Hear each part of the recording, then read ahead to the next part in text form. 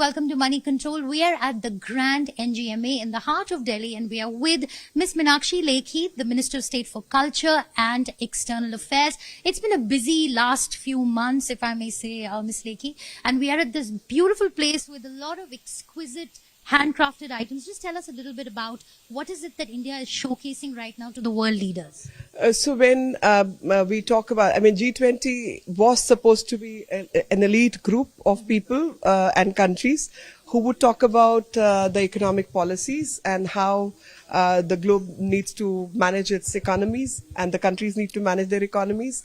G20 controls something like 85% of the global GDP, 75% of commerce and trade, and about 60% of the world's population.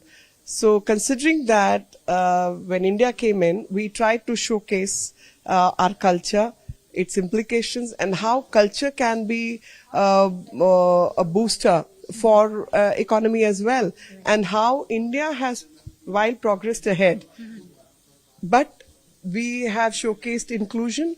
We've also showcased our heritage, which is very, very rich heritage of thousands of years, and all our artists who make such beautiful artifacts and utility items. I mean, look at this. This is ajrak, which is a few thousand-year-old dyeing technique which India uses till date.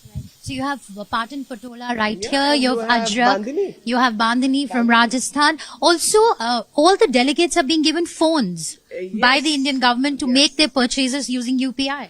Absolutely. So the idea is to showcase that while on one side we are working for the arts and artisans who have worked for thousands of years, but on the other side, our digital payment systems and digital global good infrastructure is one of the most classy ones, and how we have tried to use this.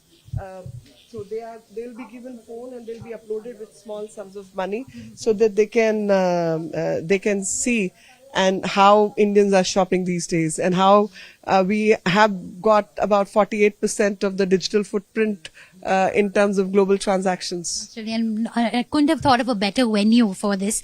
Also, these 2 days are going to be very crucial where the negotiations are concerned. India is going to have to walk a very tight walk, considering there is pressure from China, there's pressure from Russia. How hopeful are you of a declaration, and what are the key challenges that you see at this point? So the challenge has been throughout on a couple of points on the language part of it. But the good side is that we've come up with two-way progress, two notes. One is, of course, the chair summary, in which everything, whoever says whatever, gets recorded as part of chair summary.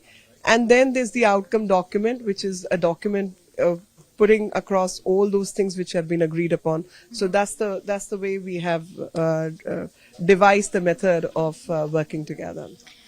There are two points of view on this. One is that the fact that many are calling it a once in a lifetime opportunity for Indians to host the G20.